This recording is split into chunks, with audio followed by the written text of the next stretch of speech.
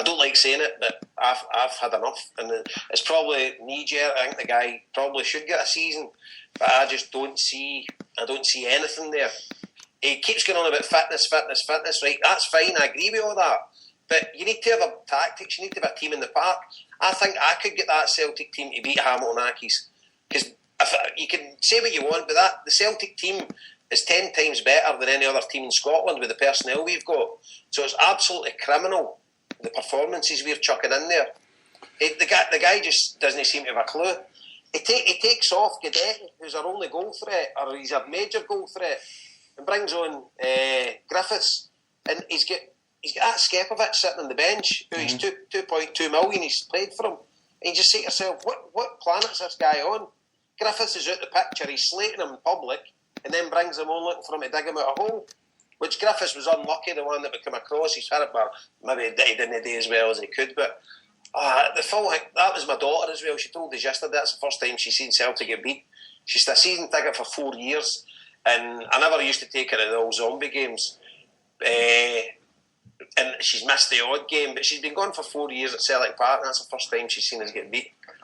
You know, and first time Hamilton Accies have beat since 1938. I think Dial has been manager now 17 games now. We've played well in one of them. It's brutal.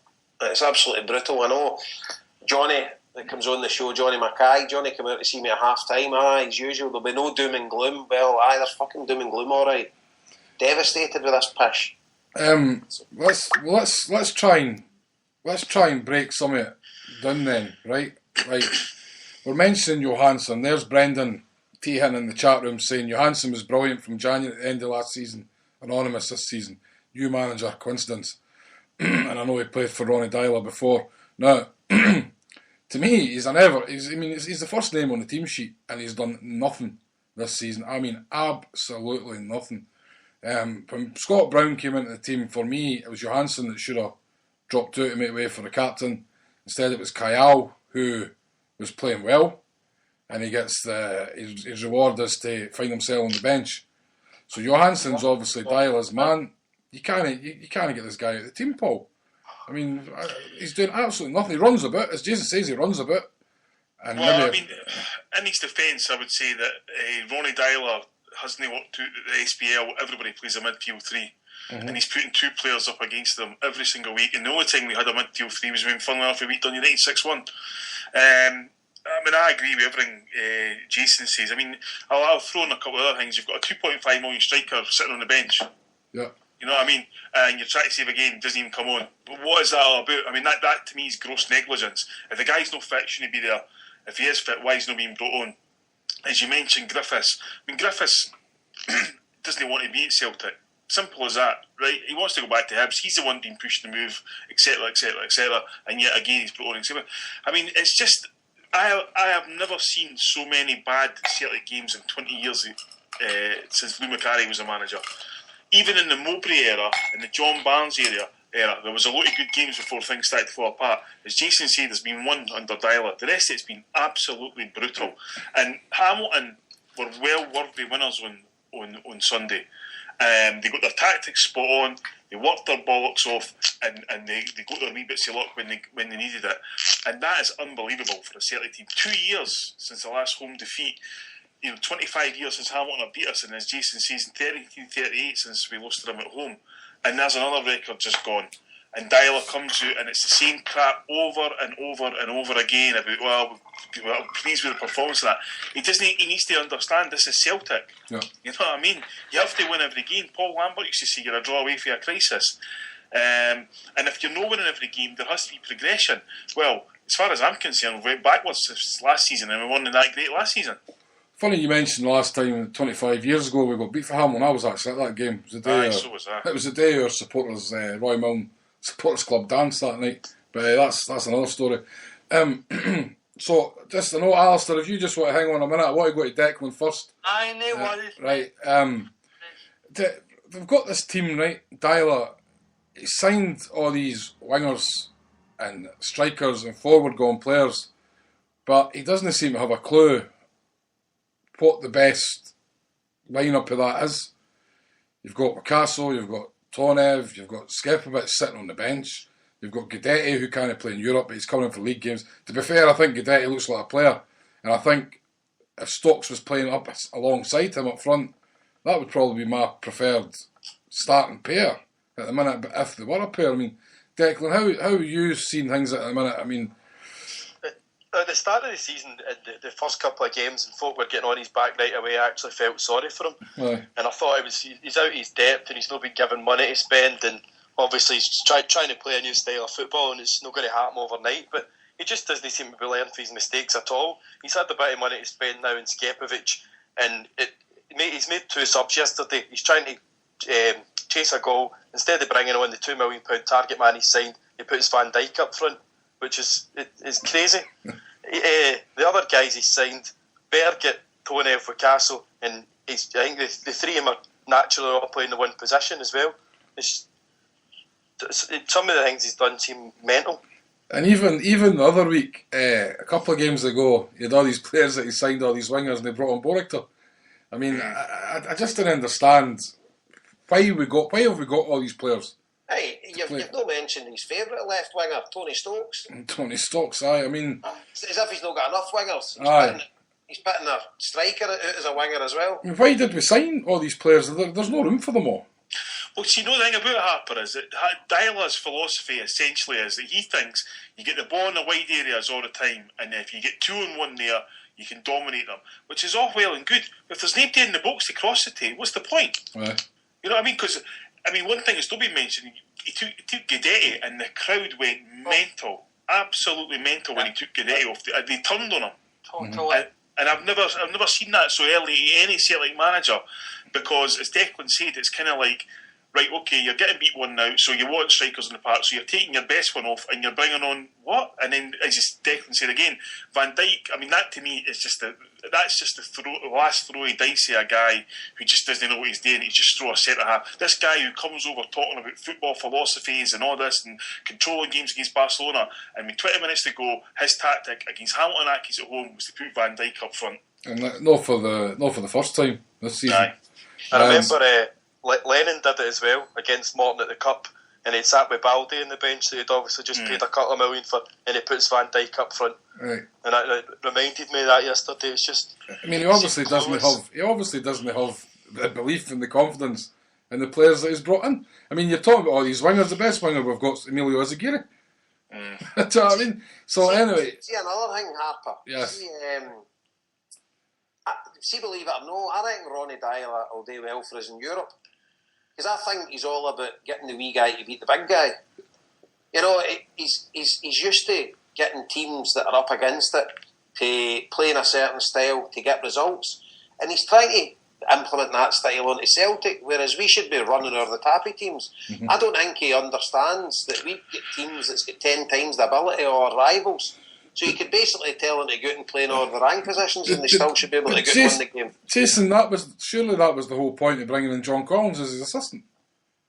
Well, you'd like to think so, and John Kennedy as well. Because they know Scottish football.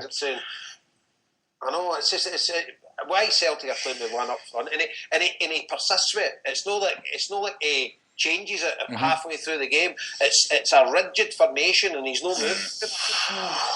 And the thing about Collins here, Harper, I mean, let's not forget, you know, he never picked Collins. Mm-hmm. We knew Collins was coming before he was. Aye, and if Collins was there, now I know for a cast iron fact that Collins asked an SPL manager about an SPL player, and he never had a clue about him. And this was John Collins, who was supposed to have been coaching with Scotland and all at the time. He had no idea about this player whatsoever. This is only 2 or 3 weeks ago, and that's the guy that's come in to be your brains of Scottish football. Mm-hmm. Right, Alistair, you've been waiting in the wings there. You're a regular first caller, so take it away, man, and go easy on Declan, right? No worries. First of all, Declan, it was good seeing you last week, mate. Glad you enjoyed it, and keep up the good work, mate. It was a great thing you done and all that. All the best. thank you, cheers. Right, and no, but first of all, guys, like, cards on the table. If you've read my tweets and that, I want the manager gone. The last straw was yesterday when, as Paul said, when they turned Cadete off and voting Tony, and he played Griffiths wide as well, and Tony Stokes, who naturally pulls out left anyway, as Jason says, and with nobody in the box. Emilio Azaguirre coasted the ball 4 times and there's not a soul in the box. And we're 1 down to Hamilton. So get him going as far as I'm concerned. That was enough. Well, Alistair, I don't think you're in a minority there, to be fair. In our supporters club yesterday, everybody is of the opinion they want him gone. Everybody I spoke to them on work today, they all want him gone. There's no many people for let's give him a season or let's give him it till Christmas even. You've got the bad vibes. You're talking about people who watch Celtic week in, week out, and none of us football coaches or played the game of that, but we're not stupid either. Do you know what I mean? We can see when things aren't right, and you've just got that very bad vibe with Dial at the minute that I just can't see how he's going to turn this round at all. The cheek to a pop at Neil Lennon. Neil Lennon, whatever you think of him, has done a lot more than Fitbin and Ronnie Dyler has. How did they have a pop at Neil Lennon? About his coaching methods are not fit enough, and who's that? No, but he didn't mention Neil Lennon at all. He just says in his opinion that he wants to do this, he wants to do that. He didn't slate Neil Lennon. Well, we kind of covered that article. He did kind of have it was a kind of underhand fucking dig at Neil Maybe, Lennon. he didn't come out and say No, that's right, that's fair enough. So, as I say, everybody I'm talking to, everybody, I'm not saying there's some, everybody I'm talking to wants them gone. Jason, are we jumping the gun here? Are we being too harsh? But see, the problem is, you're not seeing any improvement from game to game. You're not even seeing the shoots of recovery or. So it's just the same every fucking week. Yeah, we're getting worse. I think we might be too hasty. I think it's but in Scotland it's a results business. We've got a league that we are far superior to every other team in it, and we're trailing at the minute. I still think we'll come back and win the league. If we've got Ronnie Dyler at the helm, will we definitely win the league? I would say it's probably 80% that we'll win the league with him as a manager. I think he'll get it together. But if we didn't have him and we had Paul Hartley or with Jackie McNamara, we would 100% win the league. Paul, you mentioned before a few weeks back about you spoke to, I can't remember who, I remember you never named who it was, but about if a player didn't fancy the manager, and that would affect their performance or whatever. Is that what we're seeing? I think so. I think there was something cryptic came out. It was after the Celtic Hearts game in the League Cup, where Mulgrew was doing the commentary, and they would wait at odds to tell, everybody's behind Dyler and all that kind of thing. Charlie Mulgrew had a massive fallout with Ronnie Dyler. Lee Griffiths and Chris Commons have had fallouts with Ronnie Dyler, and that's what happens. I can tell you right now, amongst at least 3 SPL managers, Ronnie Dyler's a laughingstock, because all he talks about after the games is diet and fitness, and they're all going, you keep doing diet and fitness and we'll keep beating your team. And that is it. I personally think the best Celtic managers are always leaders of men. You're Martin O'Neill, Gordon Strachan, Neil Lennon, leaders of men. Tony Mowbray, no. And Ronnie Dyler, no. And this is the problem. This is the thing. You're as a Celtic manager, you're effectively leading a movement, right? And that movement's not going to be completely just like we're all exactly the same. It's got tons of facets, and you need to deal with all it. That's your job. And he just, every time I look at him, I just think he's like, Jesus Christ. It's one of these ones where it's like, Celtic's a big club in that, and then they actually get involved and in the mainframe of it, and they're like, my God, I didn't realise it was as big as this. And the pressure, you can just tell the pressure's getting to him big time, you know what I mean? It was mentioned to me a couple of times in the pub yesterday when nearing the end of the game in the last 10-15 minutes,